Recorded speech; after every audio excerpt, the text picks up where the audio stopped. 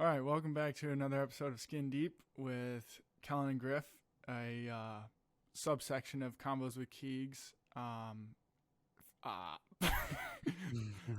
Let's just That's perfect. let's get right into the announcement. So I'm gonna hit this bad Awesome. boy, and then, Keeks, give me a drum roll. dude, that is sick. All right, ladies and gentlemen, boys and girls, we have some very exciting news regarding Lonely Cowboy Co. and Mad Rabbit University. We are hosting the very first event here at Miami University in Oxford, Ohio at Corner Bar. Yes, we're having a bar rental, ladies and gentlemen. It's going to be awesome. We're going to have a bunch of cool stuff to do, potentially even some tattoo artists there, but everything Mad Rabbit related, all of our products.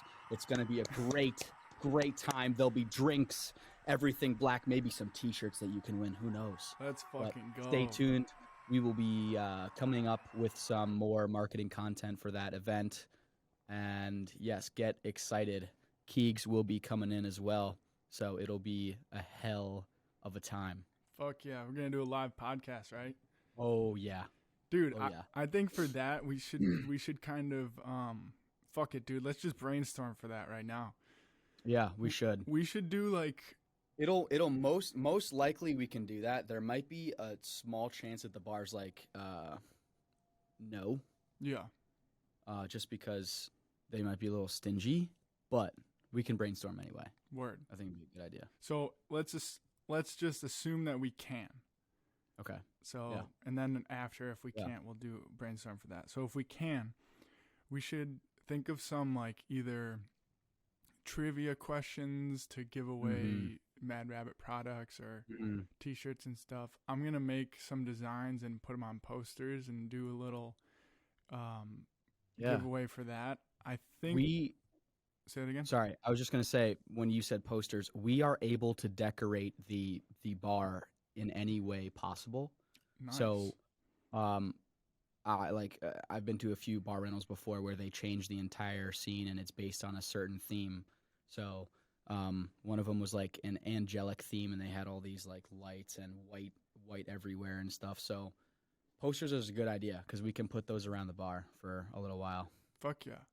Yeah, I was thinking I could make some sort of design, put it on a poster, like a frame, make it look real nice, and then I don't know if this would be possible. What we could do a raffle for like, I don't know, $2 to get that and totally. like some Mad Rabbit stuff, and then that money goes into the scholarship fund.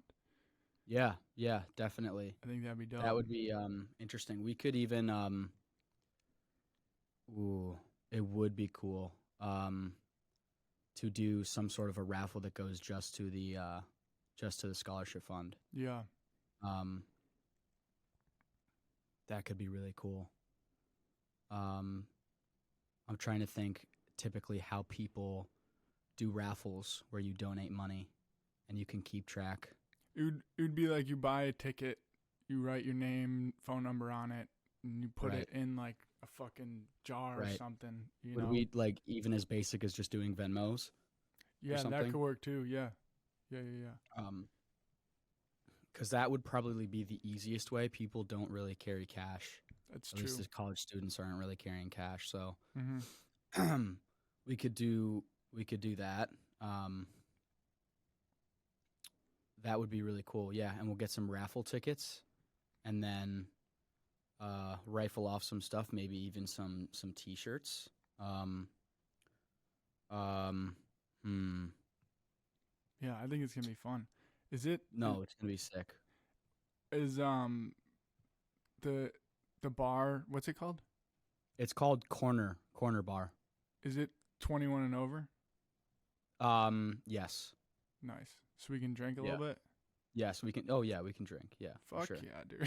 Yeah, we can drink. Hell yeah. The other thing is, the way I went to the Arnold Classic convention, and at that convention, I saw several people doing podcasts live in front of everyone walking around. They had their booth, and people were gathering around and just watching them and listening to the podcast that was airing live. Yeah.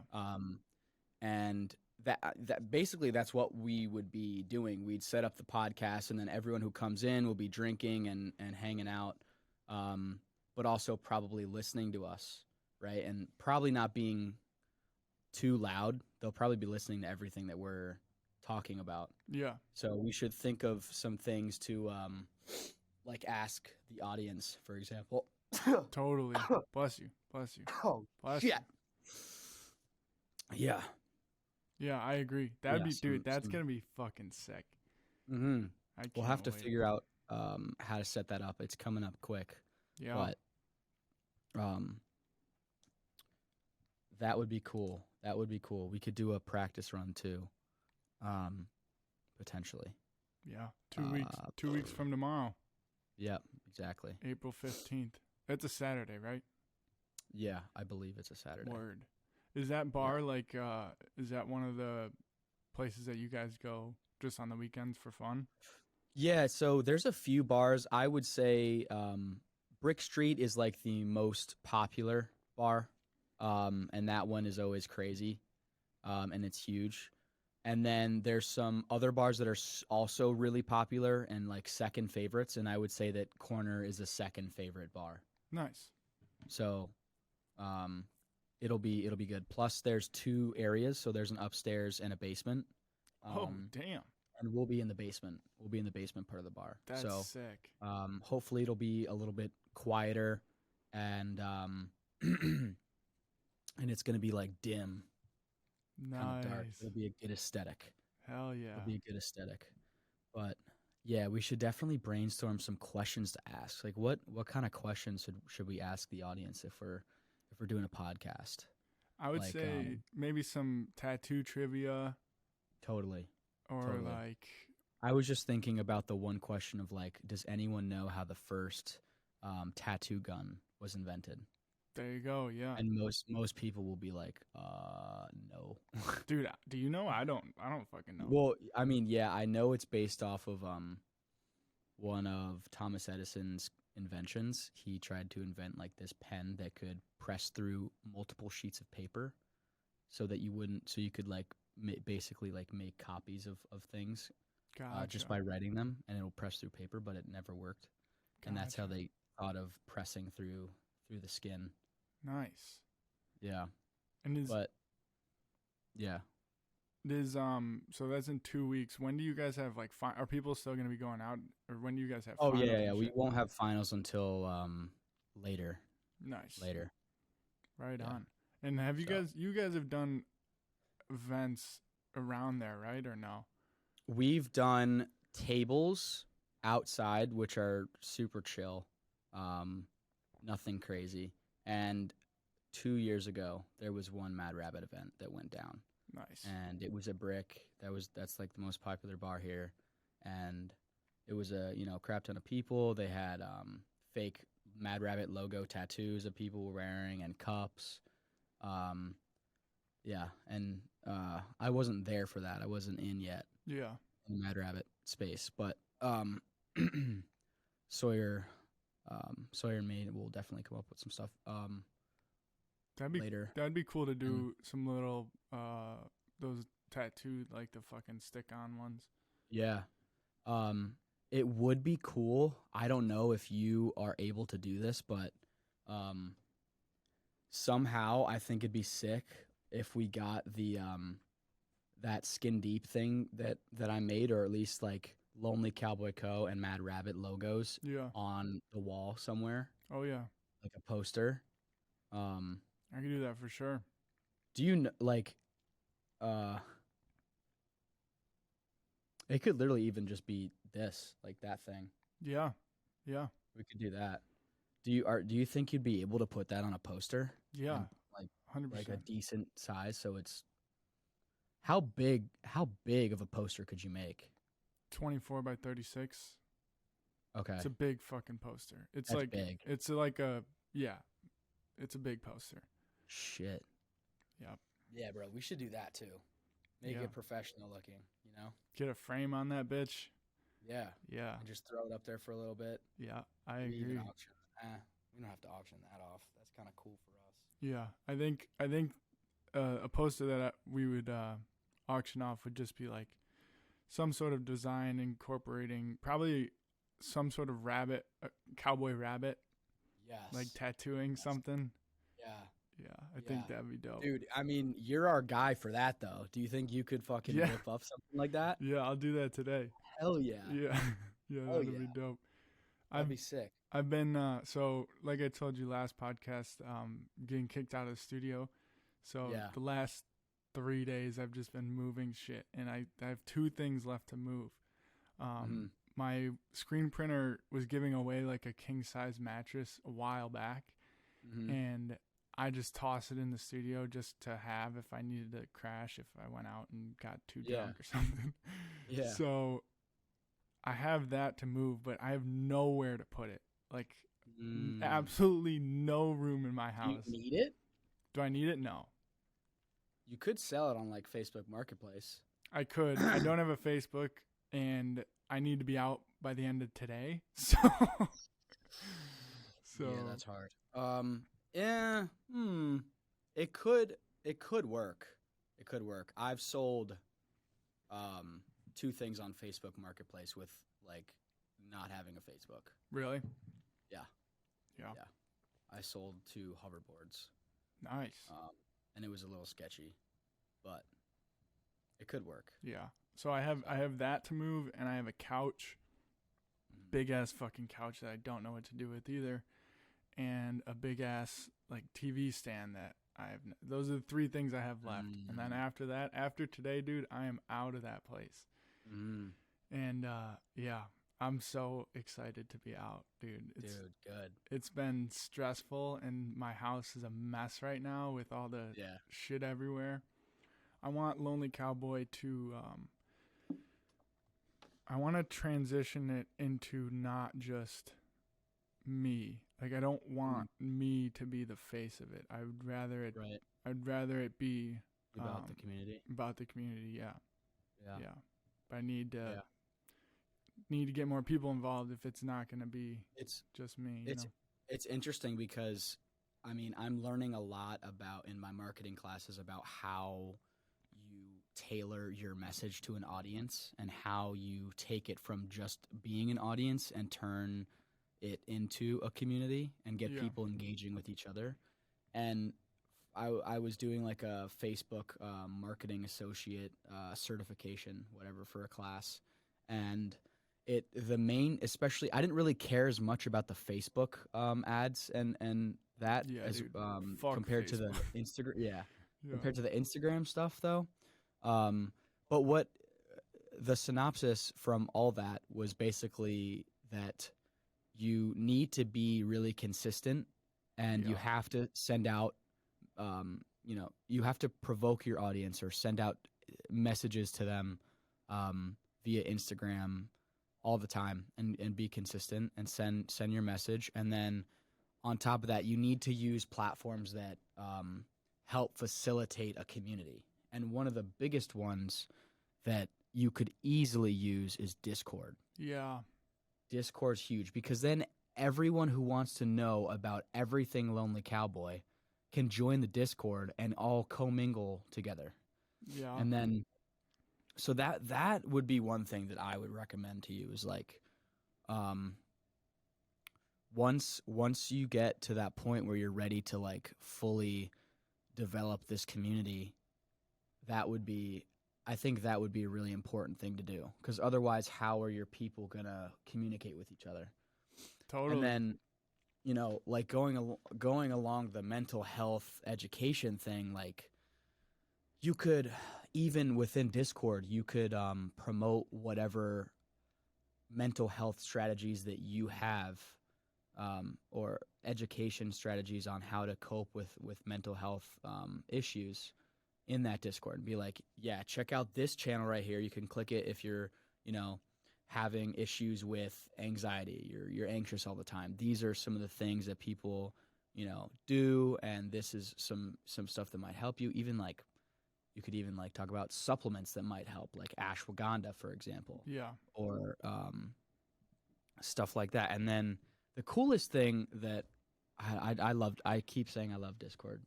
It's so dope, but I'm hyping it up a little bit. But The coolest thing would be that you can. Then the great thing about mental health is people who have gone through mental health issues can relate very well to someone else who's also going through something very similar, and usually they want to help, right? Yeah. Or they have some experience that can help shed light on that person who's in a dark space, and that's what I think would be so beneficial to using Discord is you can have those people who are really passionate about sharing mental health education, like, imagine another Kellen in the chat just like typing away to someone who's not really feeling too good or going through some shit. Yeah. And then that's how you develop a community, but then you develop individual relationships between people within that community, and then it's even stronger. Totally, I agree. Do you know who Andrew Huberman is? I don't off the top of my head know. He's a neuroscientist Oh yeah, and professor at Stanford, and he runs a lab at Stanford. Okay, yeah, School of I see him Medicine. now. Mm-hmm. I've been listening to his podcast a lot, and Yeah, he basically just talks about the science behind the brain and mm-hmm. how to optimize your life, and especially Right. if you're dealing with any sort of mental health issue, blah blah blah blah blah. And he always goes. There's like 4 or 5 things that everyone can do to not totally eliminate mental health issues, but greatly reduce them just by it's like getting a sufficient amount of sleep, like enough sleep every night. Yeah. Watching your diet, drinking enough water, getting Right. enough sunlight, and Yeah. cold exposure. And those are like 5 things that if anyone is struggling with depression, anxiety, ADHD, whatever it is, those things can greatly impact the way your life is. Yeah. Yeah. Especially, I mean, cold tubs and cold therapy is, or cold water immersion is becoming super popular, but So popular. not Yeah. a lot of people want to do it just because it sucks. It's just not. The lights going off. Yeah. Nice. But yeah, no one. I mean, it's tough to do, but it does. It sucks. Yeah. But it helps. The health benefits are fucking ridiculous, dude. It's like across the board. If you want to increase your levels of dopamine, submerging yourself in cold water. I don't know the exact stats, so if you're listening, don't quote me on this, but at 37 degrees for a minute, 30 seconds to a minute, even just that small amount of time will increase your dopamine levels by like 3x or 2x, which is fucking crazy. Yeah, it's insane, dude. And it's insane. Yeah. I've seen so many people doing ice baths, and that's one thing that I haven't really I want to do it. It's just hard where I'm at right now, and I haven't really been subjecting myself to cold temperatures. Yeah, that is the other tricky part is if you did want to do an ice bath consistently, the cost of a tub is expensive. So it is hard. Yeah. But I don't have a tub where I live, and I just do cold showers every morning. And dude, it is crazy the difference between days I do it in the morning right when I wake up and days I don't. Like Does it wake you up instantly? Bro, it is I swear to God, the best feeling in the world when you get out. Better than any drug, better than literally anything. Borderline better than sex, dude. Like I swear to God, you get in that fucking thing. And it sucks. It's not fun. But if you can get over that mental hump and just force yourself to like say, hey, I'm going to do this for a minute 30, 2 minutes, whatever it is, right when you wake up, the rest of your day is significantly better.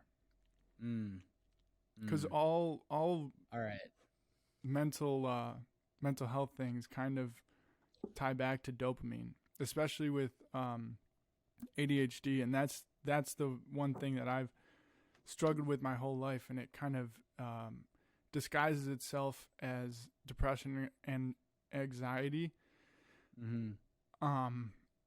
Just from what I've like when I was in high school, I didn't really know what all these things were, and I especially didn't know what ADHD was. So for me, it was like my anxiety and depression were really just coming from ADHD. And the general idea of ADHD is your dopamine levels are lower. It's harder for you to get dopamine than the average Joe. In cold water, immersion, or cold showers, whatever, they increase your dopamine levels significantly, which just makes your days way better. I need to do it. I think tomorrow I'll do a cold shower, and then I'll FaceTime you and I'll let you know how. Hell yeah. Went. You got to do it all. Actually, fuck, I don't know. If you haven't done cold water stuff, maybe not go all the way cold right away. Yeah. Ease yourself into it. Ease it. Yeah. But eventually get to all the way cold, like as cold as it can possibly get. I might do it once I get back home, actually, because I do still need to like take a shower. Nice. So I might just do it then. You should, dude. Yeah.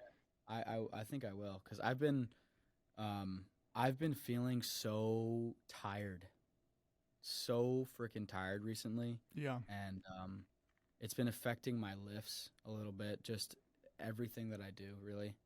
And I've noticed that I've just been taking more naps, and as a result of being tired, I've been more stressed. Yeah. And anxious. And I had a nice like first semester and winter break where I just wasn't.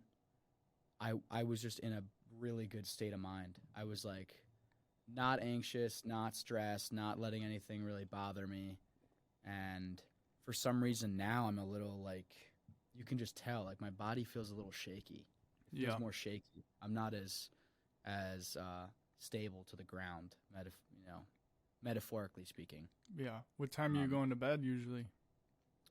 That's the other thing too. I've been up late. I didn't go to bed until like 3 a.m. last night. There it is, brother. And then I woke up late too. So,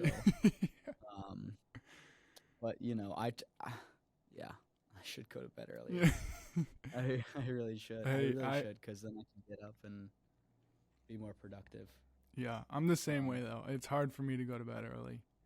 Yeah, but I'm a night owl by trade. Same. But on the days that I do get to bed before 12:30, I feel way better, for sure. Oh yeah. Oh, totally. And I know. If you are gonna do cold showers and stuff, make sure you do them before you lift. Don't do them after. Yeah. Don't do them after. Yeah, because I don't know I think it's hypertrophy. I don't know if that's the right word, but Andrew Huberman was talking about it. Like if you were to go lift, right, and then come home, you would have to wait like 4 to 6 hours if you wanted to do it. But if you were to come home and then get in the shower and then turn it cold at the end, your muscles can't. It's either you can't go through hypertrophy, or I could be botching this vocabulary, but are you sure it's after? Yes, 100%. You 100%. You don't want to do it after. Yeah, but if you were to do it before, like let's say you take a cold shower and then you go lift, you're good. It's better for hypertrophy. Yeah. That's interesting. I would think that it's the other way around, because you see, like basketball players after a game, they go into the ice baths, Yeah. It's and football players. I'll send you the podcast I listened to about it, and he explains it super well. But yeah, because I was after yoga for the longest time, probably 7 months. I would come home and then take a cold shower. Yeah. And I would notice, like, I feel good because it was cold water, but my muscles just would not be recovering the same. Interesting. And then when I stopped doing that, once I learned from Huberman that's bad, I could notice my muscles were recovering quicker and I could do more activities and shit. But, I think I'm going to stop doing as much yoga and start lifting more. Yeah, bro, for sure. I miss the gym. Yeah, dude. I'm a big advocate for it. It's so great. It's Yeah. just it's and yoga and other stuff is great too. Or if you're playing a sport, it's all good. All that activity is good for you. It only, like you said, it only increases your dopamine and Yeah. And makes you feel more productive. yeah. And you're training to go into competition at some point, right? Yeah, yeah. I currently weigh like 186 pounds, Gotcha. and I'm like 5'9". Gotcha. So I'm trying to bulk up to 200, which it's been a little tricky. I started this summer. I shredded, and I was around 175, like lean as can be.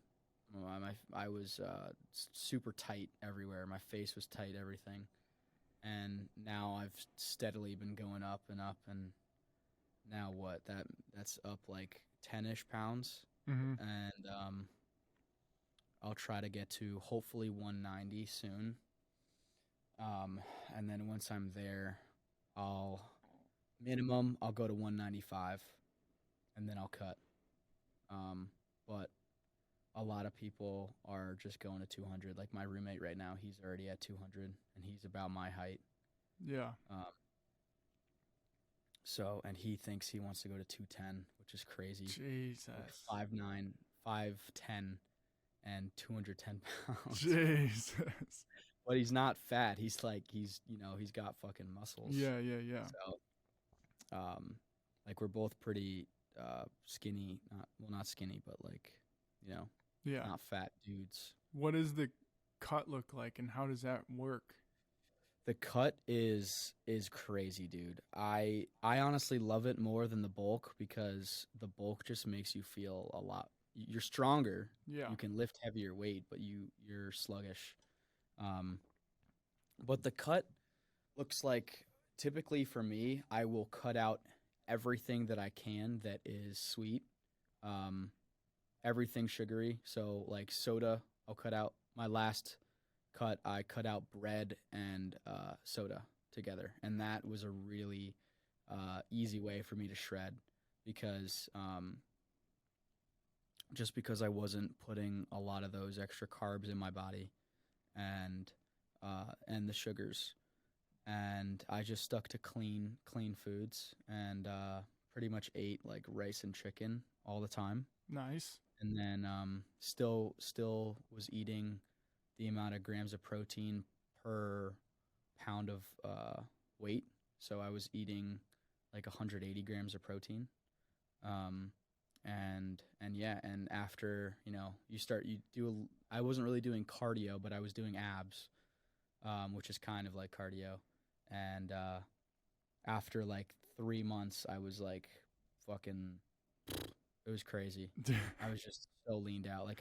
And the worst part about it is I only took one picture, because this might be a TMI, but I was preparing to go on my Portugal trip with this Swedish girl.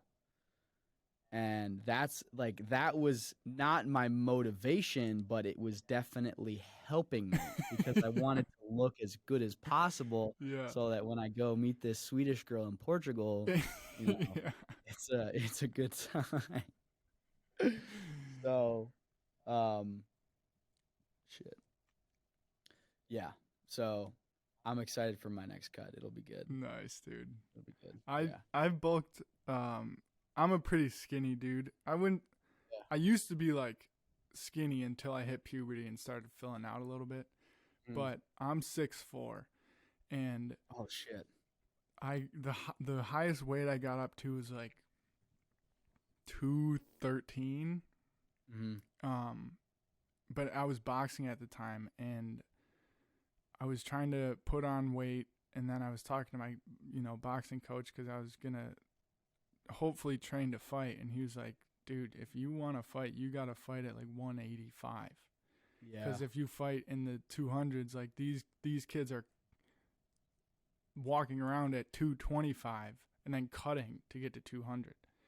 Yeah, and dude. I'm like, I would get my ass handed to me if I was fighting someone at 225. And I don't know if you know Israel Adesanya. He's a UFC fighter. So me and him have very similar body structures. Mm-hmm. He walks around at probably 205, 210. He cuts to 185. Mm-hmm. And we're both the same height. So like when I was walking around at 215 or something, or not 215, like 210, 213 about, my punches were way harder. Really? But my hands weren't as fast, and my footwork was slow. So then I stopped trying to bulk up. I lost a little bit of weight, got to like 195, and then my hand speed came back. My footwork was faster. So I think like the 195, 200 is my sweet spot. Yeah, that is a good spot. Yeah, that's interesting though. It's especially for boxing, you'd probably, want to be able to be more agile versus having that super strong punch, because you can still have a strong punch, at 185, but if you're 210 or whatever pounds, and you can't move as well. Yeah. So and I just didn't want to. If I were to fight at 185, I did not want to cut 20 pounds. Yeah, like, that's really hard. Yeah, that's really fucking hard. So with your trying to train for competition, I noticed in like all the bodybuilders, that's what it is, right? It's bodybuilding. Yeah. I've noticed in a lot of the bodybuilders I've seen, not many people have tattoos. Yes, because tattoos impact your body composition. And what that means basically is, depending on where you have tattoos, like let's say on your tricep, for example, if you have a tattoo that covers this whole area, you can't see like the definition of the tricep. Gotcha. And that will make it harder it'll make it almost impossible for judges to really see all the striations within your tricep once you're super lean. I see.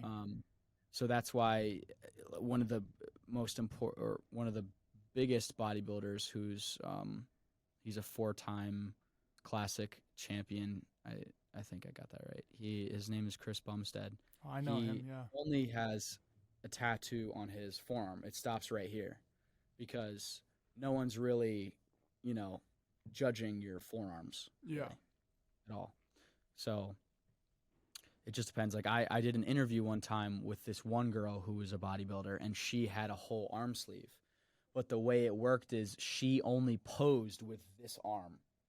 So she had a whole tattoo. She had a whole sleeve on her right arm, for example, and then her left arm she used for posing because she felt more comfortable and her arm was bigger. Yeah. So sometimes you can get away with it, based on what for girls I think you can get away with it. For guys, not as much, because you're doing poses with both of your arms a lot, and yeah, it's interesting. So I've told you before that I want to get more tattoos, but I'm also a little hesitant too, because if I want to compete as a bodybuilder, that means that I can't really have tattoos on like my upper body. Yeah. But I don't know if that's the other thing too. Like I don't know how far I'll want to take bodybuilding, if it's something that I'll turn a career into. Yeah.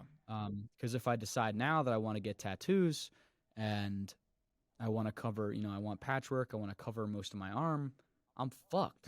I'm fucked if I want to be a bodybuilder, you know? And if I want to go as far as, a guy like Chris Bumstead, then I can't have tattoos on my body. Yeah.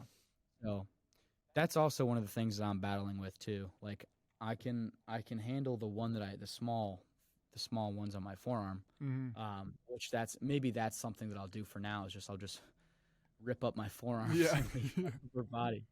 But yeah, dude, it does impact. It's a good question. It does affect your body composition. Now that I think about it, I really can't think of any bodybuilder that has a lot of tattoos.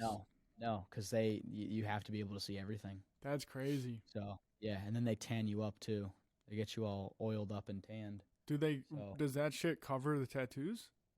No, not necessarily. I don't think it does. I've never done the spray tan that they put on you. Yeah. I imagine it would probably conceal it a little bit just because it's going over it, right? Yeah. But yeah, dude. Yeah. Interesting. Mhm. So the bodybuilding community is probably not the demographic for Mad Rabbit. Yeah, exactly. I was just gonna say. I mean, you never know. There are like people still have tattoos on their neck, and in other places they can find that Maybe are not really being focused. maybe that's what you should do. Just cover your neck. Just cover my neck, it all over. Yeah, it's not a bad idea. It's crazy. It's weird. I do think there are a lot of people who go to the gym though that are into tattoos. Yeah. Like those things go hand in hand, I feel like. So That's very interesting. yeah, And I know. It's weird. Is there a lot of like what do you go to your school gym or do you go to a separate gym where you're at? For the longest time I went to my school gym, and only until this semester I just decided that I was kind of done with going to my school gym because it was so busy. Yeah. So I go to my own gym now. That's a minute across a railroad from my house. Nice. I literally walk out my door, cross over a railroad, and then it's right there. Oh, nice. Yeah, so it was a no-brainer for me. Are there a lot of people in whatever that fucking school is? Miami. Yeah, Miami, Ohio. You just call Miami. Yeah. Well, whenever I hear Miami, I think of you. So, yeah, Miami U. Yeah. Are there a lot of people training to do the same thing as you, or is it just you and your one buddy? I have met a few people. Like there's at least, well, a lot of people take it really seriously. Yeah. And I can totally see those people who maybe don't have aspirations of being a bodybuilder now, but in the future being like, oh yeah, I'm at this point where I do this so much, I might as well. But there's two guys in particular that are both social media famous that I work out with a lot. Nice. That have just blown up over the past year. One of them, he's on stuff. Like he's on juice. Yeah. And he's like 19, 20 years old, and he's insane. He's huge. He can incline bench press 4 plates, which is just absurd. Dude. But he's on steroids, so like that's 405. Yeah. It's crazy. Incline press 405. Yep. His name, if anyone's interested, his name is Sam Sulek. He's got a YouTube channel. He posts pretty much every day. Jesus. And he is crazy goated. He's goated. He's definitely gonna be a contender for bodybuilding. He'll be a name out there for sure. Jesus, he's already got dude. I think he's at a few 100,000 followers on TikTok, and then he gets about anywhere from 20 to 60 views on his YouTube. I check out his stuff because I know him, and it's cool to see someone who like isn't really that social media famous, and then all of a sudden they just blow up. Dude, that's fucking crazy. So yeah, that's crazy. And then there's one other kid. It's actually him and his brother. They're called Raj and Ro. And they're these two Indian guys that are just jacked, and they post funny content on Insta. They probably got like 500,000 followers or something. And one of them is like the devil on the shoulder, and then one of is the angel on the shoulder. And one of them will be like, dude, fuck cardio. Like, you don't need to fucking do any of that shit just to lift heavy ass weight. And then the little brother's like, well, it's always good to, walk and do some cardio because it's important for your, central nervous system and your cardiovascular, blah, blah, blah, blah, blah, blah. Yeah. It's really good, though. They do some funny stuff. Damn. But, yeah, I don't know. I kind of forget where I was going with this, but. Just like the people around, yeah. But, yeah, the people around the gym are cool. Nice. Really I cool. saw this thing. Do you know who Chris DeStefano is? Mm-mm. He's a comedian from New York City, and yeah, he was talking to this. I don't know if it was a scientist or psychologist, whatever, but they were doing this study about social media and the impact it has on people now. And part of this, Oh, I know this guy. yeah, I know this guy. part of the study was, how social media affects the brain and long term, seeing the negative comments and also seeing the positive comments. And the dude was saying, like, long term, it's actually going to be the positive comments that really affect people. And if you have, like, I could be misquoting this, but if you have 20,000 followers on a platform or more, your ego is so out of line from reality. Yeah. So long term, it could affect your life, essentially. Yeah. And it makes sense. And ultimately, Chris DiStefano, after hearing this, he called one of his guys on his team and he was like, I need you to start running the social medias because I don't want to lose sense of reality based on other people's opinions, whether they're positive or negative.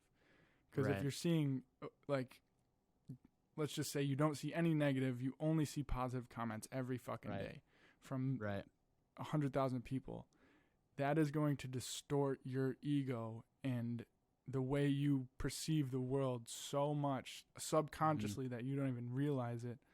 Long term, it's not going to be beneficial. Right. And the dude was basically, the scientist or psychologist, whatever, was saying that in 50 years, we're going to look back on social media the same way we look back on cigarettes and be like, why the fuck were we all using that? Which is crazy. It's fucking wild, dude. I know, because it's such a huge part of everyone's life nowadays. Yeah. Everyone talks about it. Everyone uses it all the time. Yeah. So yeah, dude, that's super interesting. I think it also, I get caught up in it too because I want to get to a place where I have a community and people are interested to see my progress. Yeah. But I haven't quite gotten there yet. I haven't quite found what it is that I can do to be a little bit more unique than others doing the exact same shit that I do. Yeah. But it's a weird beast of its own. It's a weird relationship. You got a weird relationship with social media. Yeah, I think there should be a class in schools, in high schools, and middle school too, about how to navigate social media and how to kind of understand that as good as it can be, especially for business and stuff, you gotta monitor it and make sure that you're not distorting your ego to positive comments or negative comments. You should really be balanced. And Huberman was talking about this on one of his podcasts. He said, like, the ideal amount of screen time that you should be consuming as a kid, so middle school, high school, let's say, is like 1 hour a day. That's it. Yeah. Other than if you go past that, which, I mean, in high school, I know for a fact I was way over that. Oh my God. Way over. Yeah. So he was basically saying, like, even as an adult can do a little bit more because your brains are a little bit more developed. So, but he still said 2 hours a day should be the max. And, it might not be realistic for most people, but he was saying as far as brain development and just having the purest sense of reality that you can and being level-headed and present and all that shit, 2 hours a day should be a goal. And if you're a kid, 1 hour a day. But that's just, I mean, pigs are going to fly before everyone does that shit. Yeah, exactly. Yeah, it's hard to restrict. You can't really restrict it because kids will get pissed off too. Yeah, dude, kids are such little shits. They're little shits nowadays. Growing up in this generation it's not. I don't think it's a good generation to be growing up in right now. It's just completely fucking awful. Yeah, I it's weird. We're in a really, really weird spot. Yeah. Do you listen to Joe Rogan at all? Yeah. He was talking about how right now the system that we are living under is so backwards and needs reform like ASAP. Mm-hmm. And if we don't see it reform, it's just going to crash and we're going to be fucked. I mean, there's no other way to put it. Yeah, like that's been the theme. Yeah. We're all fucked. Dude, literally, I swear to God, people our age are like, we're just accepting it. We're like, yep. I know. The boomers fucked us, so what are we going to do? I know. Everyone's got to blame somebody, right? Yeah. So. Well, before we wrap it up, any news on Mad Rabbit University? How's the ambassadors going? And anything to look forward to besides this event, obviously? Look forward to the Chef Boyardee commercial that will be coming out later today / tomorrow. So that'll be a shit ton of fun. And then on top of that, some professional product photos are coming out today as well. Nice. That's what I'm using the space for to finish up. So, yeah, bro. That's about it. Did you film the Chef Boyardee thing yet?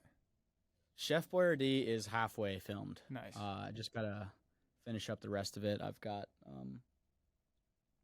what I need to the actual the bomb that I need to roll around some more. Nice. But, yeah. All right. Be done. Well, let's wrap it up and we can chat off camera for a bit. Totally.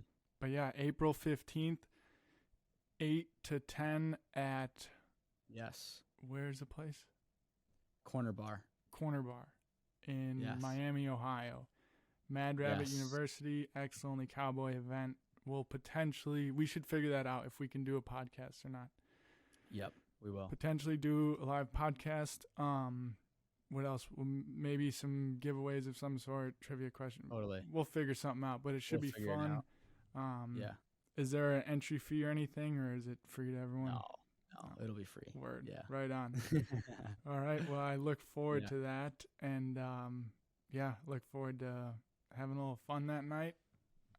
Make sure to follow us on Instagram, Lonely Cowboy Co., Mad Rabbit University, CONVOS with KEEGS.